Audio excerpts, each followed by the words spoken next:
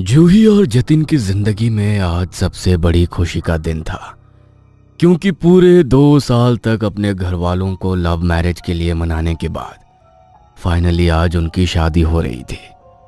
मनाली में उन्होंने destination wedding plan की थी और सब कुछ उनके हिसाब से बहुत अच्छी तरह हो गया था।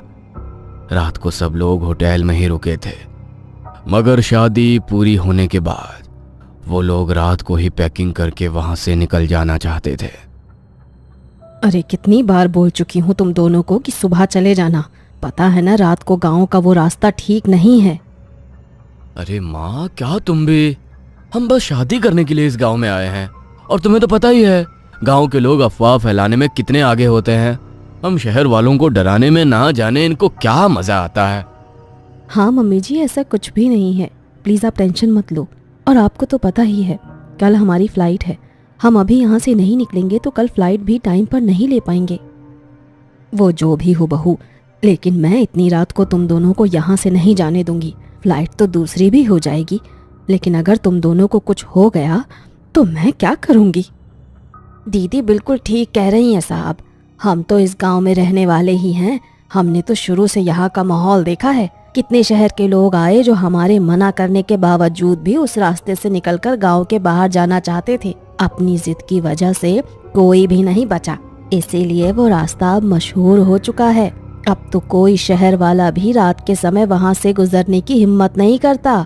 समझा रही हूँ आपको, बात मान लोगे तो अच्छा होगा, वरना तो फिर आपके साथ जो होगा उसके जिम्मेदार तो आप खुद ही होंगे। अरे मुझे तो लगता है तुमने ही मेरी माँ को डराया है। अपनी ये फालतू की बातें बंद करो और अंदर जाओ। हमारी फ्लाइट है, हमें अभी निकलना ही होगा। जतिन की माँ और नौकरानी ने उन लोगों को रोकने की बहुत कोशिश की, लेकिन दोनों ही नहीं रुकते हैं और अपना सामान लेकर शादी वाली रात ही होटल से एयरपोर्ट के लिए निकल जाते हैं, क्योंकि वहीं से सुबह फ्लाइट लेकर उन्हें अपने हनीमून के लिए निकलना था। अरे मालकिन, अब क्या हो गया? जतिन भैया और जूही भाभी ने तो हमारी बात ही नहीं मानी। इतनी रात को उस भूतिया रास्ते पर जाने के लिए निकल गए। अब तो हम सब भगवान के आगे दुआ कर सकते हैं कि वो बस ठीक ठाक एयरपोर्ट पहुंच जाएं।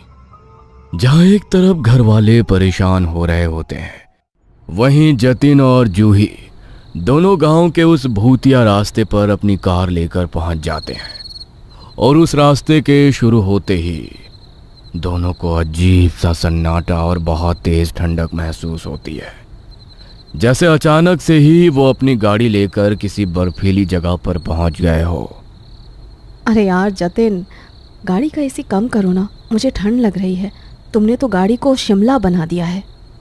अरे एसी तो बंद पड़ा है, पता नहीं क्यों अचानक से इस जगह आते ही ठंड इतनी ज्यादा बढ़ गई है। लगता है गांव का इलाका है, इस वजह से ऐसा हो रहा है। ठंड को नजरअंदाज कर जूही जल्दी से गाड़ी में गाने लगा लेती है। दोनों पति पत्नी गाने को एंजॉय करते हुए अपना रास्ता एंजॉय करने लगते हैं। तभी ड्राइविंग सीट पर बैठे जतिन को अचानक से सड़क के बीचों बीच सफेद साड़ी पहने एक औरत खड़ी नजर आती है। अचानक अपनी आंखों के सामने उस औरत को देखकर जतिन हड़बड़ा जाता है और वो जल्दी से गाड़ी की ब्रेक लगा देता है। हाँ, अरे कैसे गाड़ी चला रहे हो तुम? एक्सीडेंट करवाना चाहते हो क्या? अभी मेरा सर जाकर डैशबोर्ड से टकरा जाता। कितनी मुश्किल से बची हूँ मैं। माफ करना जूही, लेकिन मैंने ये सब जानबूझकर नहीं किया। अभी बाहर एक औरत गाड़ी के सामने आ गई थी, उसकी वजह से ही मुझे ब्रेक लगाना पड़ा। क्या? कौन सी औरत? मुझे तो कोई भी औरत दिखाई नहीं दे रही। क्या जतिन, कहीं उन गांव वालों की बातों को तुमने सीरियस तो नहीं ले लिया? नहीं यार, तुम्हें तो पता है मैं इन सब अंधविश्वास में नहीं मानता, लेकिन पता नहीं मैंने सफेद साड़ी में किसी औरत को तो देखा, तभी तो मैंने ब्रेक मारा, वरना मैं इस तरह अचानक ब्रेक क्यों लगाता। अरे बाबा, यहाँ दूर दूर तक कोई भी नहीं है। तुम औरत की बात कर रहे हो, मुझे तो यहाँ पर कोई जानवर भी नजर नहीं आ रहा है। तुम गाड़ी चलाओ, वरना अगर ऐसे ही रुक रुक कर चलते रहे तो पक्का हमारी फ्लाइट मिस हो जाएगी। जूही की बातों को सुनकर जतिन थोड़ा शांत होने की कोशिश करता है। जूही खिड़की से बाहर देख रही थी। मगर बाहर घने अंधेरे में उसे कुछ भी नजर नहीं आ रहा था। वो बहुत ज्यादा बोर हो रही थी, इसलिए गाड़ी में उसकी आंख लग गई। थोड़ी देर बाद उसकी आंख खुली तो उसने जतिन से कहा, जतिन यार, मुझे वॉशरूम जाना है। यार इतनी रात को तुम वॉशरूम जाओगी कहाँ पर? एक तो ये गांव के बीच का रास्ता है, ऊपर से आसपास कोई भी दिखाई नहीं दे रहा। पर मुझसे कंट्रोल नहीं हो रहा है, मुझे जाना है। तुम गाड़ी साइड पर लगा दो, मैं जंगल के रास्ते की तरफ चली जाऊंगी। अच्छा ठीक है, मैं साइड कहीं गाड़ी रोक देता हूँ, तुम उतर कर चली जाना। अब मगर ध्यान से जाना। हाँ बाबा, चिंता मत करो। इधर उधर देखते हुए जतिन कुछ दूरी पर अपनी गाड़ी रोक देता है। यहाँ थोड़ा ठीक लग रहा है, तुम जाओ, मैं तब तक तुम्हारा गाड़ी में इंतजार कर रहा हूँ। अरे तुम भी गाड़ी से बाहर निकलो ना, बाहर खड़े रहो, वैसे भी इतनी रात है, अंधेरा है। जूही के कहने पर जतिन भी गाड़ी से बाहर निकलता है और गाड़ी के साथ ही खड़ा हो जाता है। जूही अंधेरा में थोड़ा आगे चलती जाती है तो देखती है कि वहां पर वॉशरूम बनाया गया है। वो वॉशरूम जाती है और थोड़ी देर बाद वॉशरूम से बाहर निकलती है, पर तभी उसके कानों में किसी के पायल की छन छन की आवाज पड़ती है। यहाँ पर तो मेरे अलावा कोई भी नहीं है और मेरे तो पैरों में पायल भी नहीं है, फिर ये छन छन की आवाज़ कहाँ से आ रही है? लगता है मेरी तरह किसी और को भी वॉशरूम जाना होगा। खैर, मैं चलती हूँ।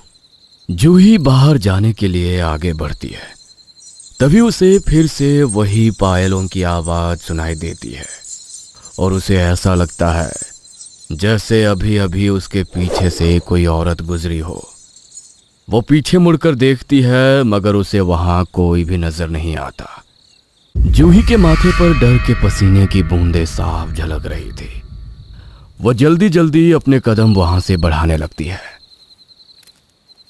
हे भगवान, यहाँ तो कोई भी नहीं है। लगता है मैं अभी सोकर उठी हूँ तो मुझे भ्रम हो रहा है। नींद में वही गांव वालों की बातें बार बार मेरे दिमाग में घूम रही थी। शायद इसी वजह से मेरे साथ ऐसा हो रहा है।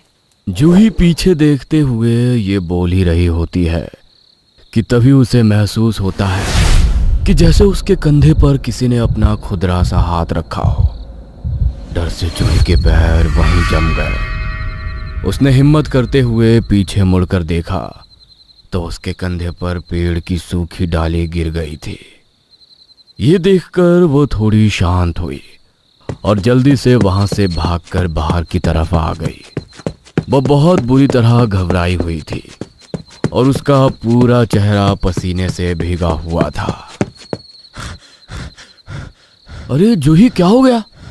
तुम इतनी घबराई हुई क्यों हो और तुम्हें इतना पसीना क्यों आया हुआ है? जतिन कुछ अजीब है यहाँ पर। मुझे यहाँ पर अच्छा नहीं लग रहा। प्लीज चलो तुम यहाँ से। अरे बाबा, लेकिन हुआ क्या? कुछ बताओ तो सही। अरे अभी ये सब पूछने का समय नहीं है, प्लीज जल्दी निकलो यहाँ से। जूही जल्दी से जतिन के साथ जाकर कार में बैठ जाती है। जतिन ड्राइविंग करनी शुरू करता है। तभी थोड़ी देर बाद उसकी नज़र जूही पर पड़ती है। जूही के बाल खुलकर उसके चेहरे पर गिरे हुए थे और वो एक टक बस सामने की तरफ ही घूरे जा रही थी। अरे जूही, कैसे बैठी हो? ठीक से बैठो ना। जूही, मैं तुम्हें बोल रहा हूँ, सुन क्यों नहीं रही हो? ये बाल इस तरह क्यों खोले हुए हैं तुमने? जतिन की बात का जूही पर कोई असर नहीं होता और वो उसकी बात को इग्नोर कर देती है।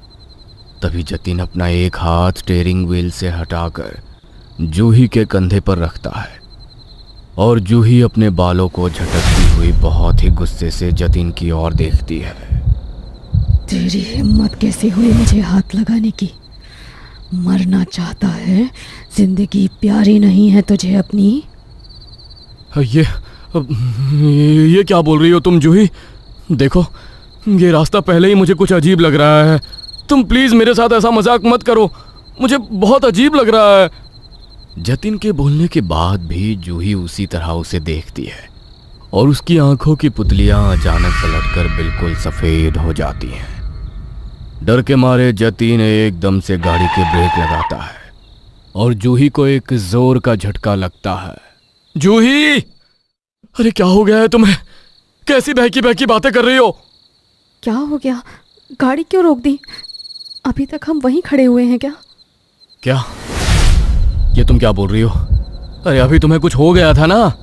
तुम्हारी आंखें और तुम्हारी आवाज। मेरी आंखें, मेरी आवाज? इस बात से भला तुम्हारा क्या मतलब है? पता नहीं कैसी बहकी बहकी बातें कर रहे हो तुम गाड़ी चलाओ, और प्लीज़ इस बार ध्यान से गाड़ी चलाना। हमें एयरपोर्ट सही सलामत पहुंचना है। जूही का अचानक से बदला स्वभाव देखकर जतिन के पसीने छूट जाते हैं। जतिन वापस से ड्राइविंग करनी शुरू करता है। तभी अचानक से जूही बोल पड़ती है। यार, अचानक से शरीर बहुत ही भारी महसूस हो रहा है। मुझे बहुत ज़्यादा नींद आ रही है। तुम गाड़ी रुको, मैं पीछे वाली सीट पर जाकर लेट जाती हूँ। जब हम पहुँचने वाले होंगे तो तुम मुझे उठा देना। अच्छा ठीक है, मैं गाड़ी रोकता हूँ, तुम उतरकर पीछे वाली सीट पर चली जाओ। जतिन गाड़ी रोकता है और पैसेंजर सीट से उतरकर जूही पीछे वाली सीट पर जाकर बैठ जाती है। सड़क पर अपनी नज़रों को गहरी जमाते हुए जतिन मध्यम रफ्तार से ड्राइव कर रहा होता है। पता नहीं जूही को अचानक से क्या हो गया था। मुझे जल्दी से इस रास्ते को पार करना होगा, कहीं कोई और आफत ना हो जाए। जतिन ये सब कुछ सोच ही रहा था कि तभी वो देखता है कि पिछली सीट पर बैठी हुई जूही गाड़ी का शीशा खोलकर अपनी गर्दन को बाहर निकाले हुए है और उसके लंबे बाल हवा में जोर जोर से लहरा रहे हैं और वो एक टक बाहर की तरफ देखे जा रही है। जूही, ये क्या कर रही हो तुम? ये क्या बचपना है? अरे अपना सर अंदर करो। ऐसी हरकतें कोई करता है क्या भला? जतिन के बार बार बोलने पर भी जूही अपना सर गाड़ी के अंदर नहीं करती। जतिन को अजीब सी घबराहट होने लगती है। तभी जूही अचानक से अपनी गर्दन अंदर करके शीशा बंद कर लेती है। कुछ देर तक तो वो शांत रहती है, मगर कुछ देर बाद अचानक से भारी आवाज में कुछ कुछ बड़बड़ाने लगती है। मना किया था उन गांव वालों ने तुझे कि मत आ यहाँ से, लेकिन तू फिर भी आया। अब तेरे साथ जो भी होगा उसका जिम्मेदार तो खुद होगा। तुम ये क्या कह रही हो जूही? मजाक करना बंद करो मेरे साथ। पति हूं मैं तुम्हारा। अपने पति के साथ कोई ऐसा करता है क्या? ये कोई मजाक नहीं है। आज की रात तुम दोनों की आखिरी रात है। तुमने जो गलती की है उसका तो भुगतान तुम्हें करना ही पड़ेगा। डर से जतिन के हाथ पैर फूल चुके थे और डर के मारे अचानक स्टीयरिंग व्हील से उसका कंट्रोल एकदम खो जाता है। मगर इससे पहले कि गाड़ी एक पेड़ से टकराती है, तभी जतिन ब्रेक मारता है और तभी जूही जोर जोर से हंसने लगती है। अरे मैं तो मजाक कर रही थी। मैं कोई भूतनी नहीं हूँ, मैं जूही ही हूँ। जतिन, तुम्हारा चेहरा देखो, कितना ज्यादा डर गए हो तुम। मुझे नहीं पता था कि तुम इतने बड़े डरपोक हो। जूही, पागल हो गई हो क्या? ऐसा मजाक भी कोई करता है क्या? अभी तुम्हारी इस घटिया हरकत की वजह से हम दोनों का एक्सीडेंट हो जाता तो क्या करती तुम बताना? हर बात मजाक नहीं होती जूही। ओह, अच्छा ठीक है बाबा, आई एम सॉरी। अब नहीं करूँगी ऐसा मजाक। अच्छा सुनो ना, पीछे बैठने में मज़ा नहीं आ रहा, मुझे आगे आकर बैठना है। जूही वापस से आकर आगे वाली सीट पर बैठ जाती है और जतिन ड्राइव करना शुरू कर देता है। पहले ड्राइव करते हुए वो जूही से बात कर रहा था, लेकिन अब वो बिल्कुल शांत होकर गाड़ी चला रहा था। जूही को उसका ये बर्ताव कुछ अजीब लगा। क्या हुआ तुम्हें? तुम कुछ बोल क्यों नहीं रहे हो? लगता है तुम कुछ ज़्यादा ही गुस्सा हो गए हो। अच्छा बाबा, सॉरी, आगे से ऐसा मजाक बिल्कुल नहीं करूँगी। जूही के माफ़ी मांगने पर भी जतिन ने उसकी तरफ नहीं देखा, तो जूही उसके कंधे पर हाथ रखकर उसे सहलाने लगी। तभी जतिन ने उसके हाथ को अपने कंधे से चटक दिया और बेहद गुस्से से उसकी तरफ देखने लगा। उसकी आंखें सुर्ख लाल हो चुकी थीं और चेहरे के भाव बहुत ही भयानक लग रहे थे। उसने जूही को गर्दन से पकड़ा और उसे धक्के से पीछे की तरफ धकेल दिया। मरना चाहती है? दूर रह मुझसे। ये तुम क्या बोल रहे हो जतिन? देखो, मुझे पता है मैंने तुम्हारे साथ जो मजाक किया वो तुम्हें पसंद नहीं आया। मैं उसके लिए तुमसे माफ़ी मांगती हूँ, लेकिन तुम इस तरह मुझे डराओ मत। मुझे बहुत घबराहट हो रही है। मजाक तो कर रही थी, मैं कोई मजाक नहीं कर रहा। यहाँ रोज मैं किसी न किसी की आत्मा को अपने साथ लेकर जाता हूँ। आज बारी तेरी है। तेरी आत्मा को मैं अपने साथ लेकर जाऊंगा और तेरे साथ साथ तेरे इस पति की आत्मा भी अब मेरे साथ जाएगी। देखो, बंद करो अपना ये गंदा मजाक। बस बहुत हो गया। तुम्हारे साथ यहाँ बैठने में इतना अजीब लग रहा है मुझे। गाड़ी रोको, मुझे पीछे जाकर बैठना है। जूही के इतना बोलते ही जतिन उसकी तरफ अपनी गर्दन घुमाता है और उसके चेहरे पर एक शैतानी हंसी छा जाती है। उसे देखकर जूही बुरी तरह घबरा जाती है और फिर से उसे गाड़ी रोकने के लिए कहती है, मगर जतिन गाड़ी रोकने की बजाय गाड़ी की स्पीड और तेज कर देता है। तुम्हारा दिमाग खराब हो गया है क्या? आखिर तुम ये कर क्या रहे हो? गाड़ी की स्पीड को कंट्रोल करो वरना हमारा एक्सीडेंट हो जाएगा। वही तो मैं चाहता हूँ। इतना बोलकर जतिन भयानक तरीके से मुस्कुराता है। तभी जूही की नजर अचानक से गाड़ी में लगे मिरर पर पड़ती है। मिरर में देखते ही जूही के होश उड़ जाते हैं और वो बुरी तरह कांपने लगती है। मिरर में जतिन का चेहरा दिख रहा था, लेकिन बेहद भयानक और जला हुआ। उसे देखकर जूही की आवाज उसके हलक में ही अटक जाती है। इससे पहले कि जूही कुछ कर पाती, तभी जतिन गाड़ी रोक देता है और जैसे ही वो जूही की तरफ देखता है तो जूही डर के मारे बुरी तरीके से कांप उठती है। जतिन की आंखें पलटकर एकदम सफेद पड़ चुकी थी। उसका चेहरा जला हुआ और बहुत ही भयानक हो चुका था। आंखों के नीचे पड़े काले गड्ढे किसी अदृश्य शक्ति के उसके अंदर होने की गवाही दे रहे थे। बहुत शौक है ना तुम्हें डराने मजाक करने को, लेकिन अब देखो तुम्हारा मजाक सच हो गया। तुम्हारे जतिन के अंदर मैं पूरे तरीके से समा चुका हूं। कैसा लग रहा है अपने मजाक को हकीकत होता देखकर? अपनी आंखों के सामने ये सब देखकर जूही की आत्मा सिहर उठती है। इससे पहले कि वो खुद को बचाने के लिए कुछ कर पाती, जतिन अपने दोनों हाथों से जूही की गर्दन को पकड़कर एक ही झटके में बुरी तरह मरोड़ देता है और एक चीख के साथ जूही बिल्कुल शांत हो जाती है। उसे देखकर जतिन जोर से हंसता है और गाड़ी चलाने लगता है और गाड़ी सीधे सामने के पेड़ से जाकर टकराती है। एक्सीडेंट इतना भयानक था कि मौके पर ही जतिन की भी मौत हो जाती है और एक काली परछाई उसके अंदर से निकलकर उस डरावने रास्ते पर कहीं खो जाती है। अगली सुबह गाड़ी को देखकर आसपास के लोग वहां इकट्ठा होते हैं। पुलिस जतिन के घर वालों को इन्फॉर्म करती है। कितना समझाया था मैंने इन दोनों को, लेकिन इन्होंने मेरी बात नहीं मानी।